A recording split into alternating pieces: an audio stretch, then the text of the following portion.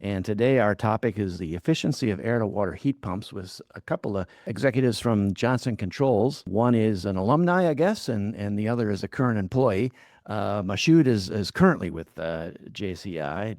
Mashood Rahman is the Director of Global Applied Equipment Business Development for JCI, and he's got over 3 decades of experience within the air conditioning and controls industry. Mashood holds a wealth of knowledge and expertise for the global products, engineered systems, solutions of the company.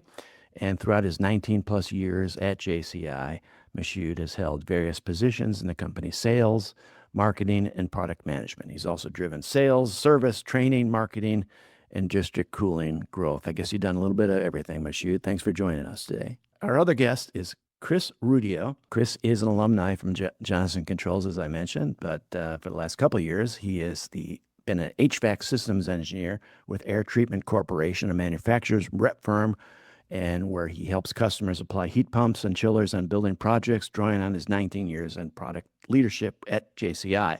He's led the development of the industry's first air-cooled VSD-free cooling chillers for data centers and directed the transition to low GWP refrigerants across the air-cooled portfolio of the company, including spending 4 years based in Switzerland, leading JCI's European product line. Chris lives in the mountains of western Maine in an off-grid solar home with his family, which I think I'm going to save for a podcast of another time. Chris, thanks for coming on with us today. Now, as I said, gentlemen, the topic at hand is the efficiency of air-to-water heat pumps. And I wonder if you could spend 5 minutes giving your perspective, your 30,000-foot view of the market and why are we talking about air-to-water heat pumps? Why are they so efficient? Why are they so great? Thank you. Thank you, Steve. It is a smart way to save energy. It heavily support decarbonization while providing electrification of heating. The heat provide a massive boost to energy efficiency as a heat recovery. It is a great add-on to a new construction and can be easily fit well into an existing building revamp or remodel. A modular approach is the key in expanding the overall plant capacity anytime, anywhere. The primary advantage of multi-purpose air-to-water heat pump, particularly four-pipe system, is the ability to prioritize both heating and cooling set point simultaneously. This level of control is not possible within water-to-water heat pump system. So air-to-water heat pump are equipped with two independent circuits that share a common heat exchanger, providing flexibility to switch circuit for better temperature stability during unbalanced load in either full or partial heat recovery mode. It features advanced defrosting technology, ensuring continuous non-stop operation during peak winter while continuously generating hot water. It is equipped with fully variable compressors and fan motors, uses smart inverter technology to modulate as load varies, eliminate stress, minimizes mechanical wear, and extend equipment life. The key differentiator is the proprietary control algorithm by ensuring temperature stability during building load fluctuation and avoiding unnecessary compressor loading. The Mhm. system achieves higher COP and significantly reduce operational cost. Chris, what could you add to the Sure. discussion? Yeah, I think the big thing is the current generation now, the latest generation of the heat recovery or four pipe heat pumps, air to water heat pumps, is really, as Mashoud said, the advancement in controls, being able to control both hot and cold simultaneously, and to run in the most efficient mode possible. So it can run water to water when there's cooling and heating load, and then it can run air to water or for heating or cooling when there's only one load. And it can run, because of the variable speed compressors, part load points anywhere in between and load match. And then you have that additional heat exchanger on the air side to load balance. So when you've got an unmatched heating and cooling load, you can load balance with the air side heat exchanger. And really all that does is it makes it easier to apply. It fits better into projects that are complex, where in the past you'd have to have a water to water heat pump and then a separate chiller and a separate boiler, different pieces of equipment to write a sequence for. This current generation that meets both set points simplifies that and gives you one piece of equipment that kind of does your heating and your cooling as efficiently as it can across the whole year. Now, let me ask you a question, because the biggest objection I always hear from my readers, my contractor installers, is having to do with cold weather performance. How have modern air to water heat pumps improve their efficiency and capacity in these low temperature environments? Yeah, I think the big thing is really designing them for heating. So again, in the past, you had a lot of air conditioning compressors or air conditioning coils or heat exchangers that were applied into heating, and they had a lot of drawbacks and a limited envelope. So now you've got compressors that are designed for heating. They have a wide heating envelope. They make hot water when it's cold out instead of cold water when it's hot out, which is really flipping the compressor envelope over. And you've got airside coils, and JCI really led this with the development of the coils for defrost. So they have an even face velocity, which means they build up ice evenly and they defrost quickly as a result. So it's really about having the system designed for heating instead of kind of a modified chiller, if you will. Okay. And Mashood, I heard you talk about this is perfect for new construction as well as retrofits. Do you see adoptions in one or the other more than is it more for new construction right now? What's the biggest market, I guess, leader between new So construction and retrofit for got these it. So pumps? right now, Steve, it is a very good question. Right now, we are talking about a balanced market. So it is going to be fulfill the requirement for new construction and the existing building. As as we have discussed, this air to water heat pump is very flexible system. It can be very easily fit to the existing and new construction. The reason why I'm saying it's flexible system, regardless of variable primary flow system or primary secondary system, or you have a constant flow, the old traditional system. So this machine can be very easily connected to any of the load requirement. And when I get press releases on heat pumps of all kinds, we're always talking about COP ratings. When you talk about efficiencies in air to water heat pumps, what other metrics should contractors and building operators be paying attention to other than COP ratings? For me, the big one is the capacity as it gets colder out. So Mhm. sizing the right number of heat pumps. Sometimes the right solution is a boiler for the 10% or 5% or 1% of the year that it's super cold out, and using heat pumps for the rest of it. And then the other is really the capacity that includes defrost. So JCI calls it time average defrost capacity, and just understanding that any heat pump's going to go have a defrost cycle, and that's going to impact the capacity of heat that's available to the building, and just knowing what that number is and sizing for it, especially on Mhm. critical applications. Okay. Mashood, any ideas on what else people should be looking at other than just your basic COP rating? Yeah, so connected load.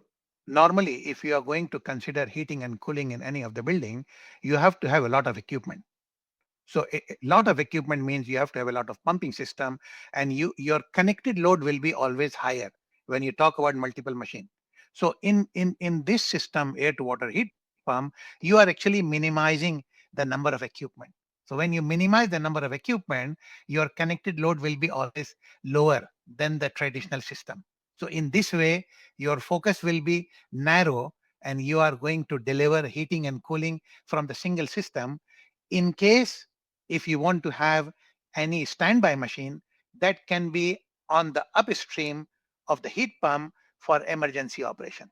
Now, heat pumps are certainly not a new product. I mean, they've certainly have the spotlight now with electrification and carbon emissions reductions. But, still at the same time, a lot of contractors remain skeptical of heat pumps overall. Well, what's the biggest misconception about their efficiency that you'd like to correct, particularly when it comes to air to water heat pumps? Well, that's a good question. I think the biggest thing is understanding that the heating efficiency and the cooling efficiency can be a lot different even within one machine. And so kind of looking at both, right, and making sure that both are understood. Yeah. That's important. And looking at heat capacity, right? So heat capacity is again changes from one manufacturer to the other. So as a percentage of the cooling capacity it's available. So a 35 or a 30-ton heat pump may not generate the same amount of heat from one to the next.